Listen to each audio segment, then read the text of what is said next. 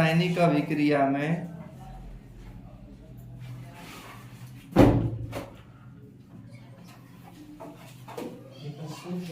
किसी रासायनिक अभिक्रिया में हो गया जिस पदार्थ का ऑक्सीकरण होता है, जिस पदार्थ का ऑक्सीकरण होता है उसे अपचायक कहते हैं। उसे अपचायक कहते हैं। उसे अपचायक कहते हैं। या अपचायक वह पदार्थ होता है, अपचायक वह पदार्थ होता है, अपचायक वह पदार्थ होता है जो इलेक्ट्रॉन का त्याग करता है। इलेक्ट्रॉन का त्याग करता है, उसे क्या कहते हैं? अपचायक। जैसे जैसे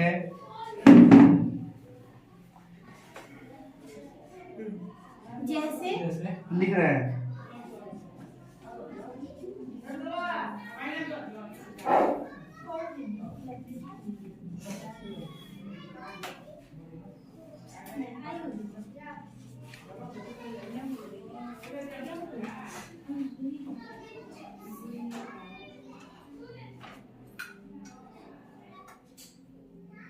जैसे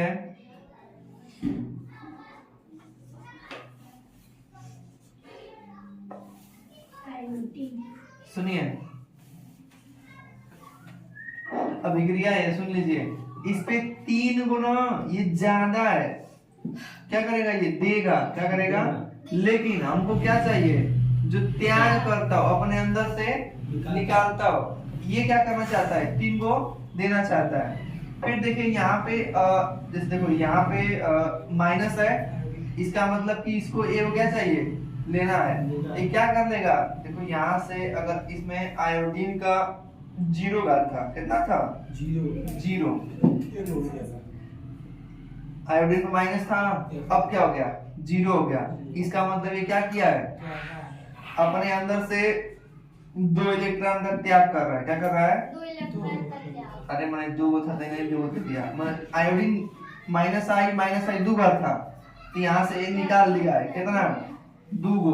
तो जब ये निकालता है तो इसको बोलते हैं ऑक्सीकरण। ऑक्सीकरण बोलते हैं ना।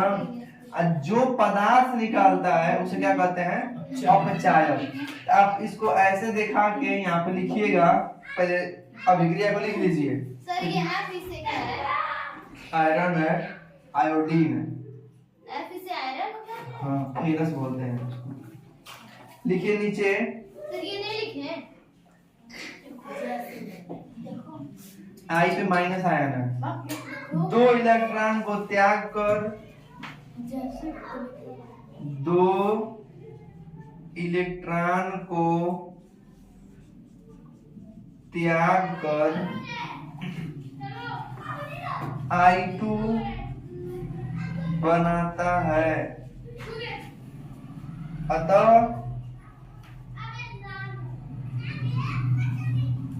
यहाँ I माइनस आयन है, ये क्या है? अपचायक। अपचायक। जो त्याग करेगा वह क्या होगा? अपचायक। सर ये जो I2 लिखा है इसके ऊपर 0 नहीं छोड़। घुमा दियो बतिया। लिखो रेडॉक्स अभिक्रिया। लिखिए परिभाषा इसका। नहीं नहीं सर सुनिए, उपचयन बोलते हैं। वह रासायनिक अभिक्रिया, लिखना बताओ। वह रासायनिक अभिक्रिया, रेडॉक्स अभिक्रिया का बारे में समझा रहे हैं, आप लोग को लिखवा रहे हैं। वह रासायनिक अभिक्रिया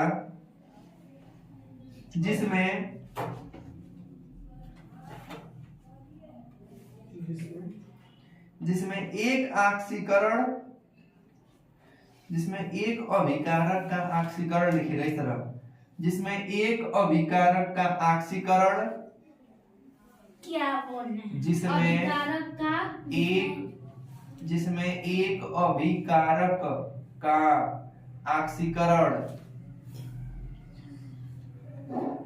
तथा दूसरे अभिकारक का अपचयन होता है, दूसरे अभिकारक का अपचयन होता है, उसे रेडॉक्स अभिक्रिया कहते हैं, उसे रेडॉक्स अभिक्रिया कहते हैं। हो गया। जैसे यहाँ समझिए, जैसे तो हो गया ना। आप हम तो समझिए इसको। देखिए यहाँ पे ये हम देख लो रुको जी। अभिक्रिया लिखे हुए हैं, ये क्या लिखे हुए हैं? अभिक्रिया। इसमें एक अभिकारक ये है, दूसरा अभिकारक ये है। तो देखिए यहाँ पे हाइड्रोजन अकेले था, यहाँ पे ऑक्सीजन इसके साथ मिल गया। तो जब ऑक्सीजन मिल गया तो मतलब हाइड्रोजन का क्या हो गया? ऑक्सीकरण। क्या हो गया? ऑक्सीकरण। जो वो अभिकारक था उसमें से पहिलका वाला अभिकारक का ऑक्सीकरण हो गया और दूसरका वाला अभिकारक में से ऑक्सीजन हट गया है। क्या हो गया है? हट गया। तो जब इस इधर ऑक्सीजन था, इधर ऑक्सीजन नहीं हुआ, हट गया, तो उसको क्या बोलेंगे? अपचयन। तो माने पहला वाले अभिकारक का अपचयन और दूसरा वाले अभिकारक का ऑक्सीकरण होता है। तो इस प्रकार से बनी हुई अभिक्रिया को कहते हैं रेडॉक्स अभिक्रिया। कोई दिक्कत? रेडॉक्स अभिक्रिया। अच्छा, रेडॉक्स नाम कैसे पड़ा है? तो देखा, ऑक्सीजन और हाँ, रिडक्शन और ऑक्सीडेशन। रिडक्शन मतलब अपचयन, ऑक्सीडेशन मतलब ऑक्सीकरण। तो उसी का आधा आधा लेके बन गया क्या? रेडॉक्स अभिक्रिया। अरे इधर अभिकारक होता है सर जी, इधर निकलता है सर जी उत्पाद। हाँ, ठीक ना? तो इस प्रकार से आपका ये जितना अभिक्रिया अभी हम लोग पढ़े हैं पूरा समाप्त। संयोजन, वियोजन, ऊष्माक्षेपी, ऊष्माशोषी। कंप्लीट। हाँ, इसमें दो है, एक संक्षारण लिख लीजिए, अभी आज चैप्टर खत्म हो जाएगा। असल बता दीजिए ना, क्या? उपचयन और अपचयन क्या है? उपचयन बताए थे? नहीं, अपचयन अलग है, इसी को उपचयन भी कहते हैं। उस दिन एक दिन पहले पेज पलटो, वहां लिखवाए कि ऑक्सीकरण को ही उपचयन कहते हैं। हो गया, बोलिए। अगला हेडिंग डालिएगा इस चैप्टर का। अब तो कि लास्ट चैप्टर है। लास्ट चैप्टर, लास्ट हेडिंग है। हाँ, संक्षारण। आप तो कह रहे थे खत्म हो गया। बस दो ठो है। वाह। संक्षारण।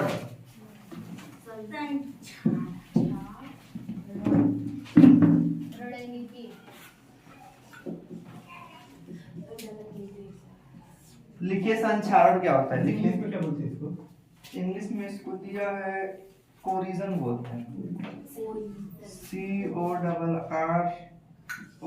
CORROSION, corrosion. लिखिए, जब कोई धातु, ये पेपर में आता है, पूछता है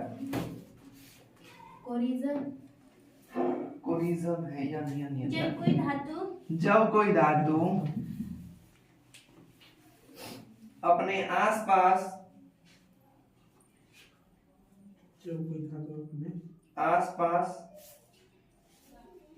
अम्ल, कामा आर्द्रता, आर्द्रता मतलब नमी, अम्ल के बाद आर्द्रता।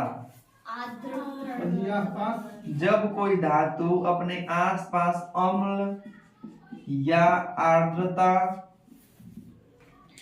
आदि के संपर्क में आती है, आदि के संपर्क में आती है, तो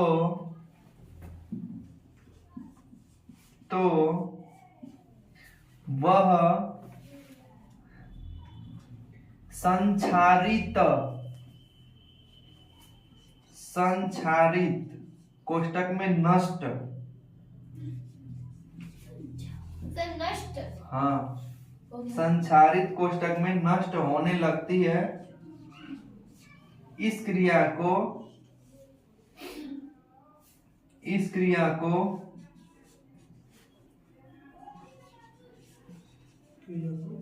संक्षारण कहते हैं।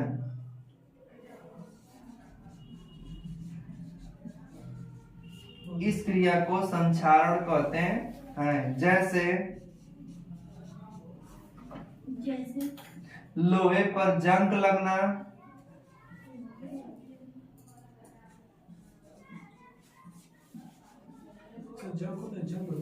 जंग सर ये तो रासायनिक होता है। लोहे पर जंग लगना, लोहे पर जंग ग लिखिएगा, कौन है जंग लगना। ऊपर हो गया सर। दूसरा है चांदी के ऊपर काली परत जम जाना, जम जाना। तीसरा है कि तांबे के ऊपर हरा परत जम जाना। अब देखिए यहीं आप लोग फंसेंगे, पूछेंगे कि चांदी के ऊपर कौन सी परत जमती है, तो आप क्या बताएंगे काली। और तांबा के ऊपर कौन सा परत जमता है हरा। इस चीज को याद रखिएगा। अगर आपके घर अगर मान लीजिए तांबा का बर्तन है, अगर उसके ऊपर हरा हरा काई नुमा परत जम रहा है, इसका मतलब वो बर्तन क्या हो रहा है, खराब हो रहा है। क्या हो रहा है, खराब। अब विज्ञान की भाषा में संक्षारित हो रहा है, एक समय जाके वो खत्म, छिल जाएगा उस बर्तन में।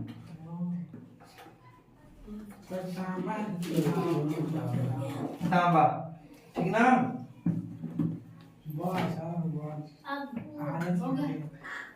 संक्षारण से बचने के उपाय भी लिख लीजिए, नहीं लिया लिख लीजिए। काम हो गया तो बोल दो कर। संक्षारण से बचने के उपाय।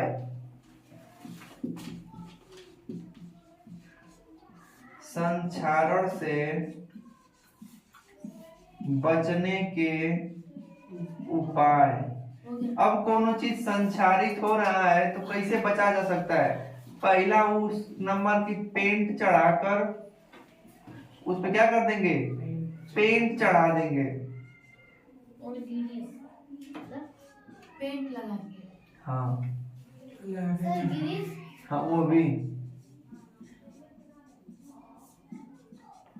दूसरा लगा सकते हैं, गिरीश को स्नेहक कहते हैं, स्नेहक। स्नेहक या ग्रीस लगाकर।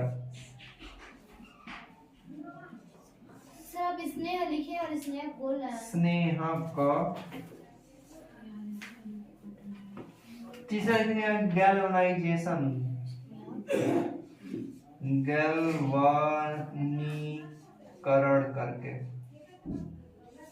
गैल्वेनीकरण करके मतलब कोनो भी उसके ऊपर ना उससे कम क्रियाशील का धातु को परत चढ़ा देंगे। जैसे लोहा के ऊपर तांबा का परत चढ़ा दीजिए तो लोहा खराब नहीं होगा।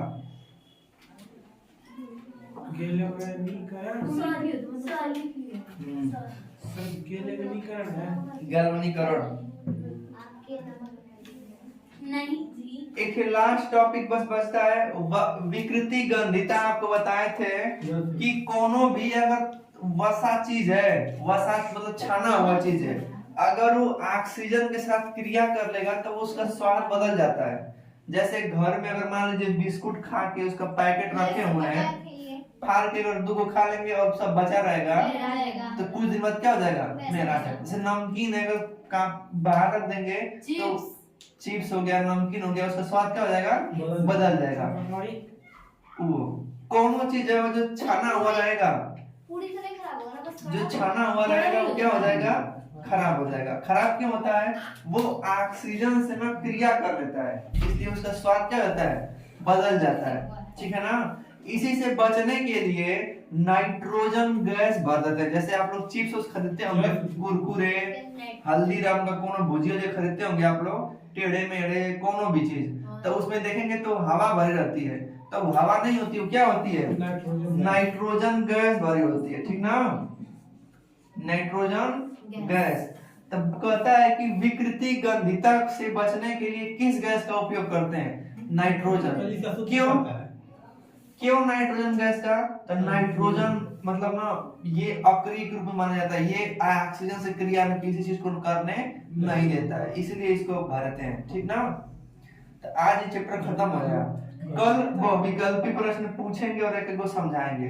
अगर लिखी आपको नहीं है लिखवा परीक्षा में पूछेगा ना विकृति गंधिता, तो बस कह दीजिएगा अगर कोई वसा युक्त है, वसायुक्त पदार्थ चाहे तैलीय पदार्थ ऑक्सीजन से क्रिया कर लेने के बाद उसका स्वाद में बदलाव आ जाता है, इसी को क्या कहते हैं? विकृति गंधिता। इससे बचने के लिए जैसे चिप्स के पैकेट में नाइट्रोजन गैस का भर देने से क्या कर सकते हैं? बच सकते उसके हैं। अंदर मुहारत मिल जाती है, मतलब उसके अंदर भरेगा तो फिर फाड़ते हैं उसके